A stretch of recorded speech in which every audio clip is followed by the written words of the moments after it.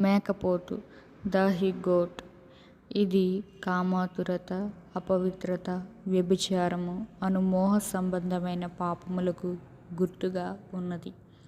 నేటి దినములలో ఈ పాపము మరీ విజృంభించినట్లు కనుగొనగలము.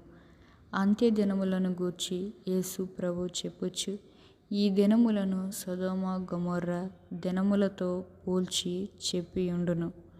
కామాతురత అను ఘోర పాపము దైవభీతి లేని స్త్రీ పురుష హృదయాలలోనూ కాకుండా మతనిష్టగల గృహాలలోనూ సంస్థలలోనూ తాండవమాడుచుండుట బహు విచారకరము.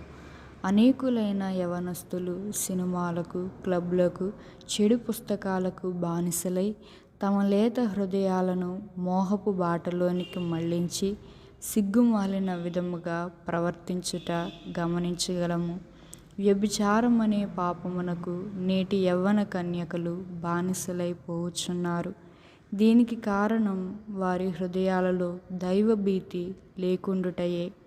యోసేపు అను యవనస్తుని చరిత్ర నేటి యవనస్తులకెంతో మార్గదర్శకం కాగలదు.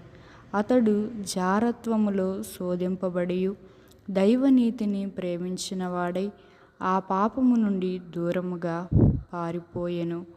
మానవ చరిత్రలో కొన్ని తెగలవారు ఈ ఘోర పాపమును అమితంగా అనుసరించి నాశనము పొందిన సందర్భాలు చూడగలము.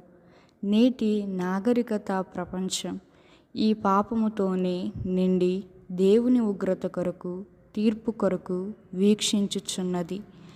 అట్టి తీర్పులోనికి రాకుండుటకు దేవుడు మానవులను హెచ్చరించుచున్నాడు. జారత్వమునకు దూరముగా పారిపోవుడి. మనుష్యుడు చేయు ప్రతి పాపము దేహమునకు వెలుపట ఉన్నది, కానీ జారత్వము చేయువాడు తన సొంత శరీరమునకు హానికరముగా పాపము చేయుచున్నాడు. మీ దేహము దేవుని వలన మీకు అనుగ్రహింపబడి మీలోనున్న పరిశుద్ధాత్మకు ఆలయమై ఉన్నదని మీరు ఎరుగరా?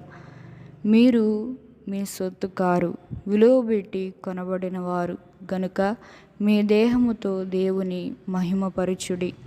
ఎవడైనను దేవుని ఆలయమును పాడు చేసిన ఎడల దేవుడు వానిని పాడుచేయును.